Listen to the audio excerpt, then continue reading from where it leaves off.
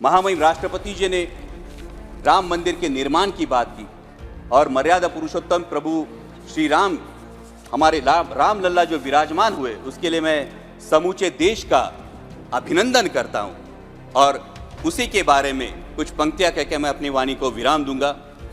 अध्यक्ष महोदय, जब राम लल्ला की प्राण प्रतिष्ठा की बात आई तो किसी ने कहा बिना कलश के प्राण प्रतिष्ठा कैसे होगी, किसी ने कहा बिना कलश के प्राण प्रतिष्ठा कैसे होगी, किसी ने कहा जब चुनाव ही प्राण हो तो सोचो कौन सी प्रतिष्ठा दांव पे लगी होगी।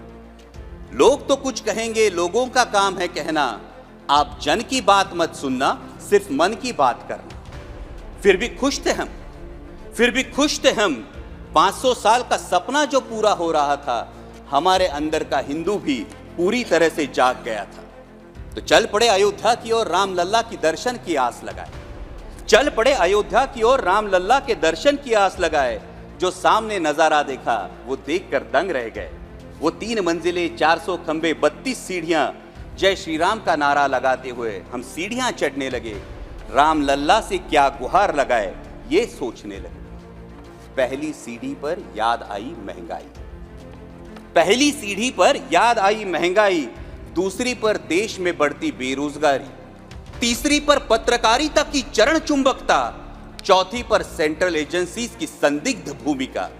हर सीढ़ी पर कुछ न कुछ याद आ रहा था, हर सीढ़ी पर कुछ न कुछ याद आ रहा था।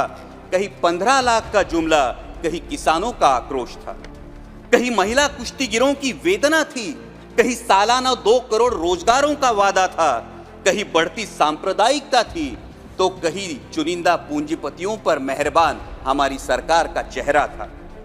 इस वास्तविकता ने झंझोड़ने के बाद भी हम अंधभक्तों की तरह चलते गए। होश तो तब संभाला जब राम लल्ला के दर्शन हुए।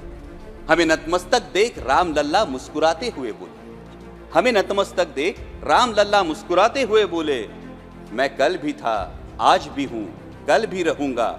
जितना इस मंदिर में हूं उतना ही तुम्हारे मन में रहूंगा। लेकिन याद रखना हमेशा मैंने त्रेता युग में रामराज जलाया था, तुम कलयुग में जीते हो जहां संविधान ने गणराज जलाया है। धर्म समाज का किनारा जरूर है, धर्म समाज का किनारा जरूर है, लेकिन देश एक बहती धारा है। किनारे को धारा के बीच में लाया तो प्रवाह अड़ जाता है, प्रगति के पथ से हट जाता है। इसलिए धर्म का ठेकेदार नहीं, पहरेदार बनना चाहिए। इसलिए धर्म का ठेकेदार नहीं, पहरेदार बनना चाहिए। तुम रहो न रहो, वो रहे न रहे, ये देश रहना चाहिए, देश का संविधान रहना चाहिए, देश का लोकतंत्र रहना चाहिए, ये देश रहना चाहिए। जय हिंद, धन्यवाद।